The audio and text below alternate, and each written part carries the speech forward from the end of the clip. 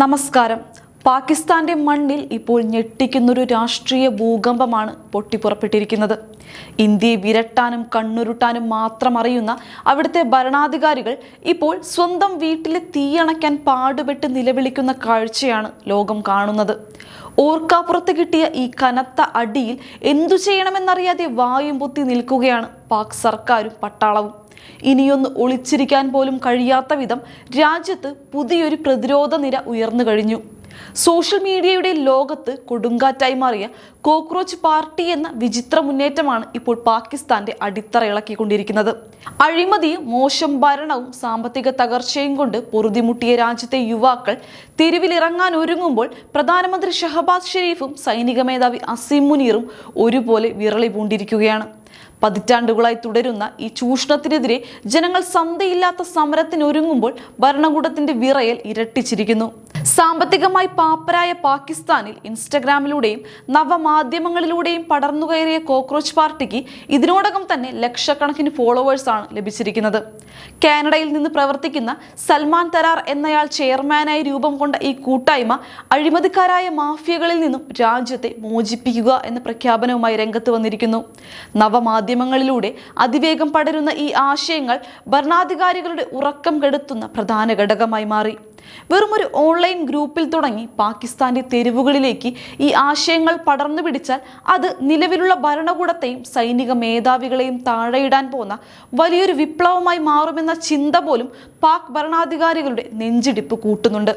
രാജ്യത്തെ ഊർജ പ്രതിസന്ധിയും ജലക്ഷാമവും പരിഹരിക്കുമെന്നും സുതാര്യതയും ജനാധിപത്യവും കൊണ്ടുവരുമെന്നും വാഗ്ദാനം ചെയ്യുന്ന ഈ പുതിയ മുന്നേറ്റം പാക് സർക്കാരിന് സമ്മാനിക്കുന്നത് ഉറക്കമില്ലാത്ത രാവുകളാണ്. സാധാരണക്കാരായ ജനങ്ങളുടെ പിന്തുണ ഈ പ്രസ്ഥാനത്തിന് ലഭിക്കുന്നത് സർക്കാരിനെ കൂടുതൽ പ്രതിരോധത്തിലാക്കുന്നു. യുവാക്കളുടെ ഈ രോഷം എത്രത്തോളം ഭീകരമാണെന്ന് പാക് ആഭ്യന്തരമന്ത്രി മൊഹ്സിൻ നഖ്വി തന്നെ കഴിഞ്ഞ ദിവസം പരസ്യമായി സമ്മതിക്കുകയുണ്ടായി.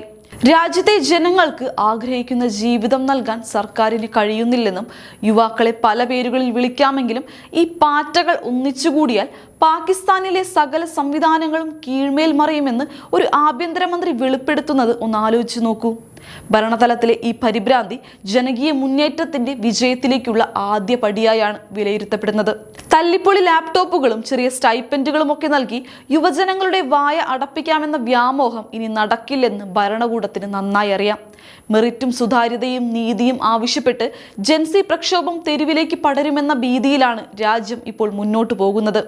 ഈ യുവജന മുന്നേറ്റം പാകിസ്ഥാന്റെ പരമ്പരാഗത രാഷ്ട്രീയ വ്യവസ്ഥിതിയുടെ അടിത്തറ തോണ്ടിക്കൊണ്ടിരിക്കുകയാണ്. പതിറ്റാണ്ടുകളായി രാജ്യത്തെ ചൂഷണം ചെയ്തുകൊണ്ടിരിക്കുന്ന രാഷ്ട്രീയ കുത്തകകൾക്കും സൈനിക നേതൃത്വത്തിനുമെതിരെ ഉയർന്നു വന്നിട്ടുള്ള ഏറ്റവും വലിയ വെല്ലുവിളിയാണിത്. നവമാധ്യമങ്ങളുടെ ശക്തി തിരിച്ചറിഞ്ഞുകൊണ്ട് ലക്ഷക്കണക്കിന് യുവാക്കൾ ഒരു കുടക്കീഴിൽ അണിനിരക്കുമ്പോൾ ഏകാധിപത്യ പ്രവണതകൾക്ക് മേൽ ജനകീയ ശക്തിയുടെ കടിഞ്ഞാൺ വീഴുന്ന കാഴ്ചയാണ് നാം കാണുന്നത്.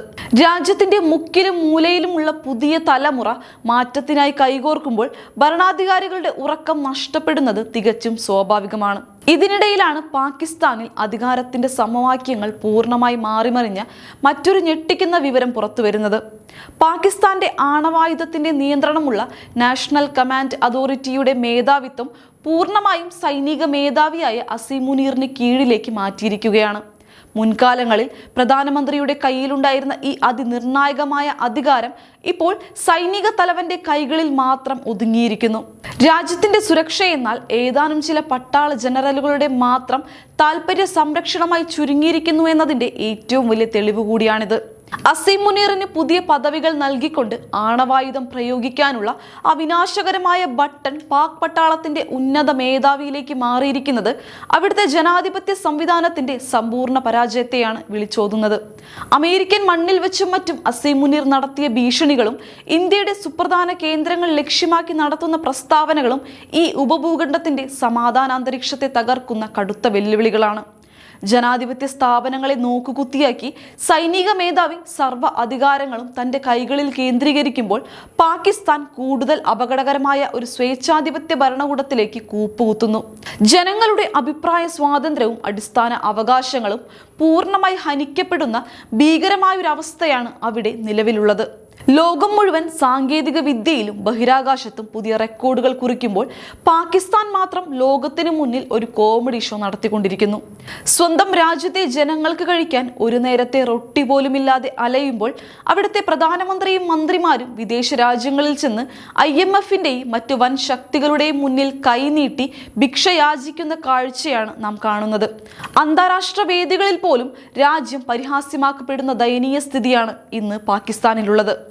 നാട്ടിൽ പെട്രോളിനും വൈദ്യുതിക്കും വില കുതിച്ചുയരുമ്പോൾ അവിടുത്തെ ഭരണാധികാരികൾക്ക് ഇന്നും ചിന്ത അടുത്ത ലോൺ ഏത് രാജ്യത്ത് നിന്ന് അടിച്ചു മാറ്റാമെന്നതിനെ കുറിച്ചാണ്. വെടിയുണ്ടകൾ വാങ്ങാൻ പോലും കാശില്ലാത്ത അവസ്ഥയിലാണ് ഇവർ ഇന്ത്യയെ വിരട്ടാൻ നോക്കുന്നത് എന്നോർക്കുമ്പോൾ ചിരിയാണ് വരുന്നത്. രാജ്യത്തെ ജനങ്ങളുടെ അടിസ്ഥാനപരമായ ആവശ്യങ്ങൾ പോലും കണ്ടില്ലെന്ന് നടിച്ചുകൊണ്ട് അന്താരാഷ്ട്ര തലത്തിൽ വീരവാദം മുഴക്കുന്ന ഇരട്ടത്താപ്പാണ് പാകിസ്ഥാൻ ഭരണകൂടം തുടരുന്നത്. സാമ്പത്തികമായി പാപ്പരായ ഒരു രാജ്യത്തിനു മേൽ ഭാരം ചുമത്തിക്കൊണ്ട് ജനങ്ങളെ കൂടുതൽ ദുരിതത്തിലേക്ക് തള്ളിയിടുകയാണ് ഇവർ ചെയ്യുന്നത്. ജനക്ഷേമ പദ്ധതികൾ വെട്ടിക്കുറച്ച് പ്രതിരോധ ബജറ്റ് വർദ്ധിപ്പിക്കുന്ന നയം അവിടുത്തെ സാധാരണക്കാരന്റെ ജീവിതം കൂടുതൽ ദുരിതപൂർണമാക്കി മാറ്റിക്കഴിഞ്ഞു. രാജ്യത്തെ വിദ്യാഭ്യാസവും ആരോഗ്യ മേഖലയും പൂർണ്ണമായും തകർന്ന് തരിപ്പണമായിരിക്കുകയാണ്.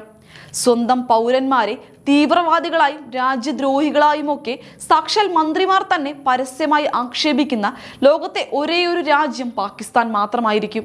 ജനങ്ങളെ പട്ടിണിക്കിട്ടിട്ടും രാജ്യത്തെ സകല സംവിധാനങ്ങളും കൂട്ടിയിട്ട് കത്തിച്ചിട്ടും ലോകത്തിന് മുന്നിൽ ചെന്ന് തങ്ങൾ വലിയൊരു ശക്തിയാണെന്ന് വീരവാദം മുഴക്കുന്ന ഇവരെ പോലൊരു കോമഡി പീസ് ലോക ചരിത്രത്തിൽ വേറെ ഉണ്ടാകില്ല. ഭരണത്തിലിരിക്കുന്നവരുടെ അഴിമതിയും കെടുകാര്യസ്ഥതയും മൂലം തകർന്നടിഞ്ഞ ഒരു ജനതയുടെ രോഷം എപ്പോൾ വേണമെങ്കിലും അഗ്നിപർവ്വതം പോലെ പൊട്ടിത്തെറിക്കാവുന്ന സാഹചര്യമാണ് നിലവിലുള്ളത്. ജനങ്ങളുടെ ക്ഷമയുടെ നെല്ലിപ്പലകയും ഇതിനോടകം തന്നെ കഴിഞ്ഞു പോയിരിക്കുന്നു. സ്വന്തം വീട്ടിലെ അടുപ്പ് പുകയ്ക്കാൻ ഗതിയില്ലാത്തവൻ ലോകം പിടിക്കാൻ ഇറങ്ങുന്നത് പോലെയാണ് പാകിസ്ഥാന്റെ ഇപ്പോഴത്തെ ഈ കിടപ്പും നടപ്പും.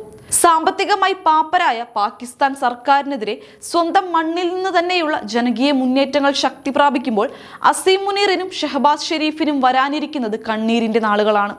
അഴിമതിയുടെയും സ്വേച്ഛാധിപത്യത്തിന്റെയും കോട്ടകൾ ഓരോന്നായി തകർന്നു വീഴുന്ന കാഴ്ചയാണ് ഇനി നമുക്ക് കാണാൻ സാധിക്കുക. രാജ്യത്ത് പടരുന്ന ഈ മാറ്റത്തിന്റെ തീപ്പൊരികൾ വരും നാളുകളിൽ പാകിസ്ഥാന്റെ രാഷ്ട്രീയ ഭൂപടത്തെ തന്നെ സമ്പൂർണ്ണമായി മാറ്റിമറിക്കുമെന്ന് തീർച്ചയാണ്. വരും ദിനങ്ങളിൽ പാകിസ്ഥാനിൽ നടക്കാൻ പോകുന്ന വലിയ രാഷ്ട്രീയ മുന്നേറ്റങ്ങൾ എന്തൊക്കെയായിരിക്കുമെന്നാണ് ലോകം മുഴുവൻ ഇപ്പോൾ ആകാംക്ഷയോടെയും അതീവ ഉത്കണ്ഠയോടെയും നോക്കിക്കൊണ്ടിരിക്കുന്നത്. അഴിമതിയുടെയും കൊള്ളരുതായ്മകളുടെയും ആകെ തുകയായ ഈ ഭരണകൂടം ജനങ്ങളുടെ മുന്നിൽ അധികനാൾ പിടിച്ചു നിൽക്കില്ലെന്ന് ചുരുക്കം. ജനങ്ങളുടെ രോഷാഗ്നിയിൽ എരിഞ്ഞുതീരാൻ വിധിക്കപ്പെട്ട ഒരു വ്യവസ്ഥിതിയുടെ അന്ത്യമാണ് ഇന്ന് പാകിസ്ഥാനിൽ നാം കണ്ടുകൊണ്ടിരിക്കുന്നത്. മാറ്റത്തിന്റെ കാറ്റ് വീശി തുടങ്ങിയ ഈ മണ്ണിൽ പുതിയൊരു സൂര്യോദയം വൈകാതെ തന്നെ ഉണ്ടാകുമെന്നാണ് പല രാഷ്ട്രീയ നിരീക്ഷകരും വിലയിരുത്തുന്നത്.